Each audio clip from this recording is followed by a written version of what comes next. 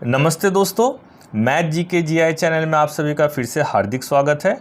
आज हम लोग लाभ और हानि चैप्टर के डे 4 में आ चुके हैं और अभी तक अगर आप लोगों ने इस चैनल को सब्सक्राइब नहीं किया है तो मैं आशा करता हूं आप लोग इस चैनल को सब्सक्राइब ज़रूर कर लेंगे, क्योंकि इस चैनल के माध्यम से आप लोगों को अपने एग्ज़ाम की तैयारी करने में बहुत हद तक हेल्पफुल होगा। तो चलिए देख लेते हैं पहले प्रश्न को। एक वस्तु का अंकित मूल्य 500 रुपये है। दुकानदार 5% छूट देता है और फिर 25% लाभ कमाता है। वस्तु का क्रय मूल्य क्या होगा, ये हमको निकालना है। तो चलिए हम लोग को देखिए, यहाँ पे अंकित मूल्य दे के रखा है। ठीक है, कितना दे के रखा है? 500। तो चलिए हम लोग लिखते हैं अंकित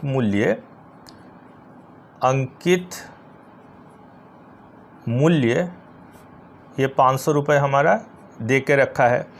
अब हम लोग को दुकानदार क्या कर रहा है, 5% का छूट देता है और सामान को बेचता है। तो फिर विक्रय मूल्य कितना हो जाएगा?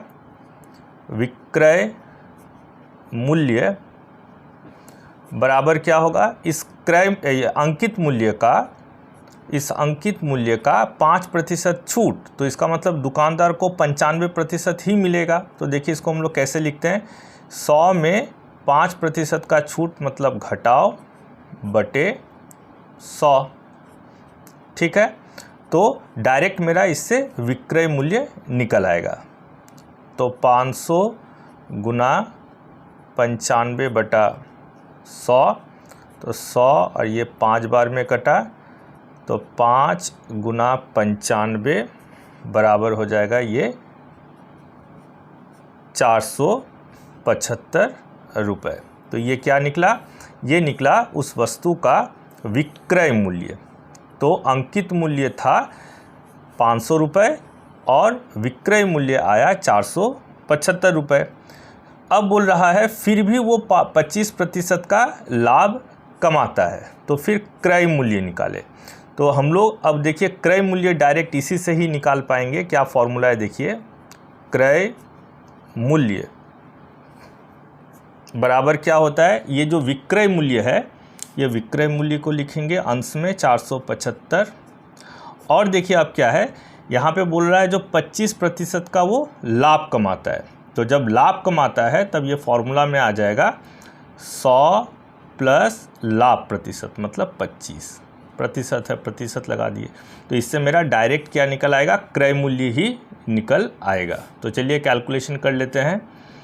475 ये हो जाएगा 125% बराबर 475, 125% मतलब 125 बटे 100।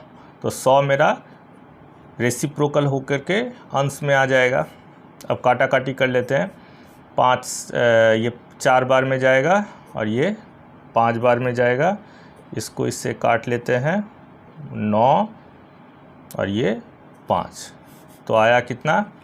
आया 95 गुना 4 बराबर 0, तो आया 380 रुपये। तो 380 रुपये क्या निकला, उस वस्तु का क्रय मूल्य निकला 380 रुपये, जो कि ऑप्शन यहाँ पे बी में दे के रखा है। अब हम लोग प्रश्न 2 को देख लेते हैं। एक मशीन की बिक्री के लिए 7500 अंकित किए गए हैं। दुकानदार उस पर 8%, 5% और 2% की अनुक्रमिक छूट देता है, तो विक्रय मूल्य कितना होगा? बोलने का मतलब है उस मशीन का जो दाम था वो 7500 रुपया अंकित किया गया था। अब दुकानदार क्या कर रहा है, 3 बार उसको छूट दे रहा है। पहले 8% का, फिर 5% का और फिर 2% का छूट देने के बाद उस मशीन को बेच रहा है। तो बोल रहा है अब विक्रय मूल्य कितने का होगा। तो देखिए इस विक्रय मूल्य को हम लोग डायरेक्ट ही निकाल सकते हैं। विक्रय मूल्य क्या होगा, ये अंकित मूल्य जो है वो लिखना पड़ेगा, 7500 रुपये लिख दिए, गुना। अब देखिए पहले बार 8% का छूट दे रहा है, तो 8% का छूट मतलब कम जा रहा है, तो हम लोग क्या करेंगे, 100 से 8 को घटा देंगे बटा प्रतिशत के लिए आ गया 100, फिर गुना हो जाएगा। अगले बार वो 5% का छूट दे रहा है, तो इस बार हम लोग फिर 100 से हम लोग 5 को घटा देंगे बटे 100, और फिर तीसरे बार वो क्या कर रहा है, 2% का छूट दे रहा है, तो इस बार हम लोग 100 से 2 को घटा देंगे। अब इसका कैलकुलेशन अगर हम लोग करते हैं तो फिर हमारा डायरेक्ट ही विक्रय मूल्य निकल आएगा। तो चलिए करते हैं। ये आ गया 7500 गुना, ये आ जाएगा 92/100 गुना 95/100 गुना 98/100। ये 100 के साथ 2 0 कट गया, ये 25 से 4 बार, ये 25 से 3 बार में कटेगा, और ये 4 से अगर काटेंगे तो 4 दूनी 8, 4 तिया 12, 23 हुआ। अब ये 20 और ये आया 19, और फिर से अगर काटेंगे तो ये आ जाएगा 10 और ये आ जाएगा 49। ठीक है, तो अब चलिए लिख लेते हैं यहाँ पे साफ साफ, 3 गुना 23 गुना 19 गुना 49 बटे यहाँ पे आ जाएगा, देखिए सिर्फ यहाँ पे 10 ही बचा था तो लिख दिए 10। अब इसको हम लोग गुना कर लेते हैं, तो देखिए इसके साथ इसको गुना करने से 69 आ गया। अब 19 को गुना कर देते हैं, 19, तो 19 9 171, तो ये आ गया 1, तो 1311। अब फिर इसको 49 से गुना कर देते हैं, तो आएगा 9 1 कम 9, 9 7 1 1, फिर इधर से आएगा 4 4 2 5, तो आएगा 9 3 2 4 6, तो आया 6 4 2 3 9 बटे 10। अब 10 का मतलब अगर भाग देंगे तो 10 मेरा एक सामने आ जाएगा, तो आ जाएगा 6 4 2 3 0.9। तो इसका मतलब क्या हुआ, उस वस्तु का जो विक्रय मूल्य आएगा वो आएगा 6423 रुपया 90 पैसा, जो कि ऑप्शन यहाँ पे डी में दे के रखा है।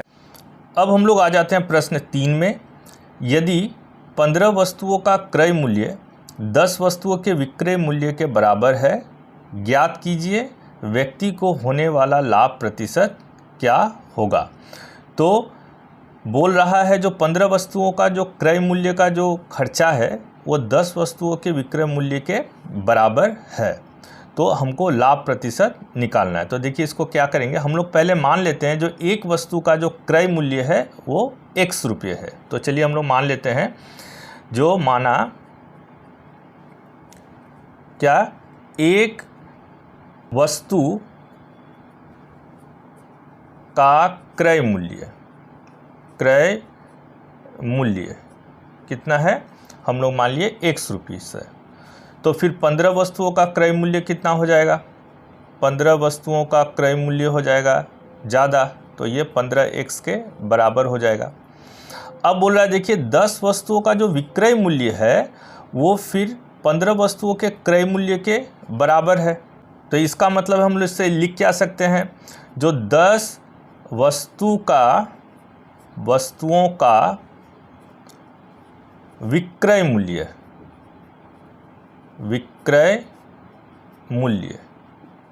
क्या होगा, वो इस 15 वस्तुओं के क्रय मूल्य के बराबर, मतलब 15x हो जाएगा।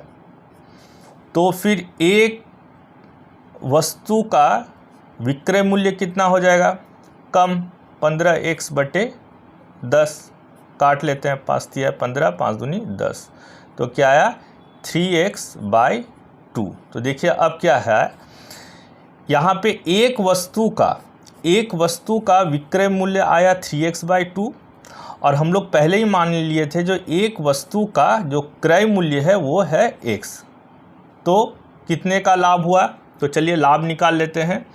तो लाभ बराबर विक्रय मूल्य है 3x/2 और क्रय मूल्य है x, तो विक्रय मूल्य घटाओ क्रय मूल्य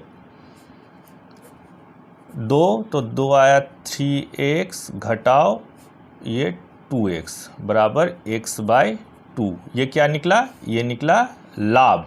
एक वस्तु को बेचने से कितना लाभ होता है, वो हो गया x/2। तो अब लाभ प्रतिशत निकाल लेते हैं। लाभ प्रतिशत क्या होगा? लाभ प्रतिशत जब निकालने के लिए कहा जाएगा तो अंश में हम लोग लाभ को लिखेंगे बटे नीचे क्या होता है? क्रय मूल्य। तो क्रय मूल्य था x, तो x लिख दिए, गुना प्रतिशत निकालने के लिए हम लोग 100 से गुना करेंगे। अब यह आया x/2 और इसके नीचे कुछ नहीं मतलब 1 मान लेते हैं, तो ये बाई जब है तो रेसिप्रोकल हो जाएगा, तो 1/x गुना 100। x और x कट गया, 2 से ये 50 आएगा, तो आया 50%। तो लाभ प्रतिशत कितना हो जाएगा? 50। ठीक है, तो ये है ऑप्शन मेरे बी में देके रखा है 50%। अब हम लोग प्रश्न 4 को देख लेते हैं। तो देखिए क्या बोल रहा है।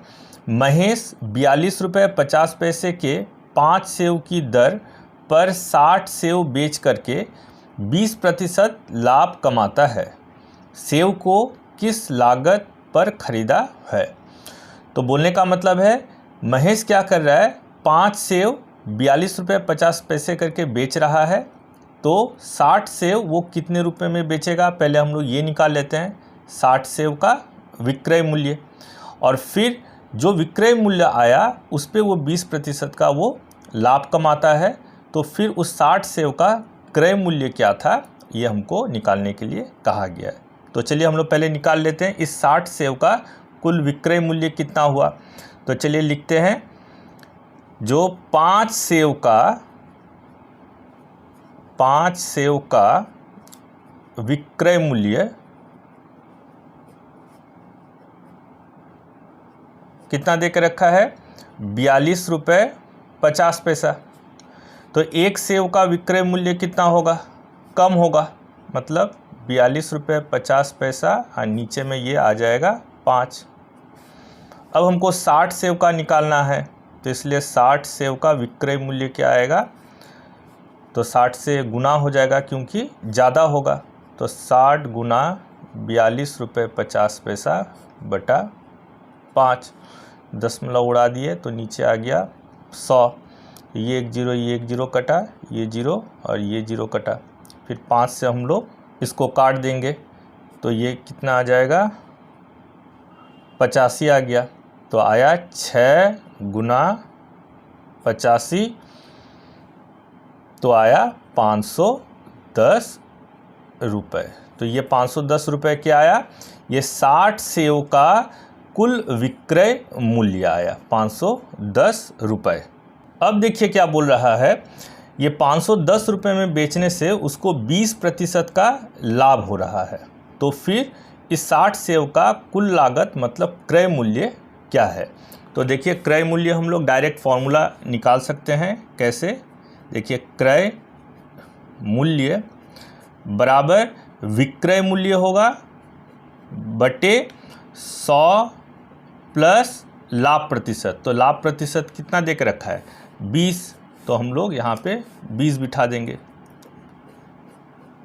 ठीक है, तो इससे मेरा क्या निकलेगा? क्रय मूल्य मेरा डायरेक्ट ही निकल जाएगा जब लाभ प्रतिशत दे के रखा है, तो प्लस हो गया। चलिए कैलकुलेशन कर लेते हैं, 510 बटे 120%। तो 510 बटे 120% का मतलब 120% हटने से 100 मेरा ऊपर आ जाएगा। ठीक है, अब हम लोग काटा काटी कर लेते हैं, ये 1 0, ये 1 0 कट गया। अब हम लोग इसको 2 से काट लेते हैं, 2 छक्के 12 और 2 से आ जाएगा ये 2 5 5 255, फिर 2 से कटेगा 2 तिया 6 और ये आएगा 2 पंचे 10 और फिर ये 3 से कटेगा 3 8 24 3 पचे 15। तो आया कितना? 85 गुना 5, तो गुना करने से आया 5 और यह आएगा 4 2, तो इसका मतलब 425 रुपया क्या आएगा, ये इसका क्रय मूल्य आ जाएगा 60 सेव का। तो यही पूछा गया था। तो चलिए हम लोग देख लेते हैं, ये ऑप्शन मेरे बी में दे के रखा है 425 रुपये। अब हम लोग प्रश्न 5 को देख लेते हैं। तो देखिए क्या बोल रहा है, एक आदमी ने एक कार 1,35,000 में खरीदी और उसकी मरम्मत पर 25,000 रुपये खर्च किए। यदि उसे इस पर 10% का हानि हुई हो तो उसने कितने में कार को बेचा। तो चलिए पहले हम लोग कुल क्रय मूल्य उस कार को खरीदने में उस आदमी को लगा वो हम लोग निकाल लेते हैं। तो देखिए 1,35,000 रुपया में वो कार तो ख़रीदा ज़रूर, लेकिन उसको कुछ मरम्मत भी ज़रूरी था। तो 25,000 रुपया वो अलग से एक्स्ट्रा खर्चा वो किया। तो सब मिला करके उसका क्रय मूल्य क्या हो जाएगा, 1,35,000 जोड़ 25,000। तो कुल क्रय मूल्य हो जाएगा, कुल क्रय मूल्य बराबर 1,35,000 के साथ हम लोग जोड़ देंगे 25,000। तो कितना आया, यह आया 1,60,000। तो कुल क्रय मूल्य उस कार का है 1,60,000। अब देखिए क्या बोल रहा है, अब उस कार को वो 10% हानि पे बेच दिया, तो उस कार को वह कितने में बेचा। तो चलिए हम लोग अब विक्रय मूल्य निकाल लेते हैं।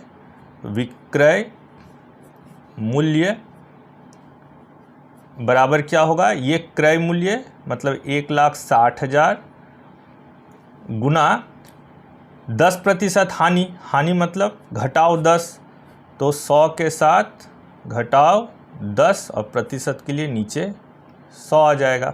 तो इसका मतलब अब 1,60,000 का 90% पैसा ही उसके पास आएगा विक्रय मूल्य के तौर पे। तो चलिए कैलकुलेशन कर लेते हैं, 1,60,000 गुना 90/100। तो 1 0 1 0 इधर गया, ये 0 ये भी 0 कट गया, तो आया 1,600 गुना 9, 1 और 1 0 यहाँ बैठेगा, तो 1 0 यहाँ और आएगा, तो इधर आ गया 9 0 0 0 और ये, तो 1,44,000 उसका विक्रय मूल्य आएगा उस कार का। तो उसको हानि पे बेचा था, इसलिए उसके क्रय मूल्य से भी कम पैसा इसको मिला।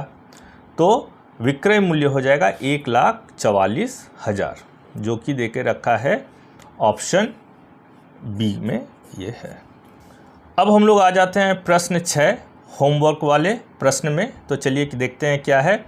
यदि 15 वस्तुओं का विक्रय मूल्य 12 वस्तुओं के क्रय मूल्य के बराबर है तो ज्ञात कीजिए व्यक्ति को होने वाला हानि प्रतिशत क्या होगा। बहुत आसान है, ये रहेगा आप लोगों के लिए होमवर्क। होमवर्क हो जाने के बाद आप अपने आंसर को कमेंट में ज़रूर कमेंट कीजिएगा, मैं आपके कमेंट का रिप्लाई ज़रूर दूंगा। आशा करता हूँ प्रॉफिट और लॉस या लाभ और हानि चैप्टर के लगभग सभी टाइप्स को मैं आप लोगों को समझा पाया हूँ।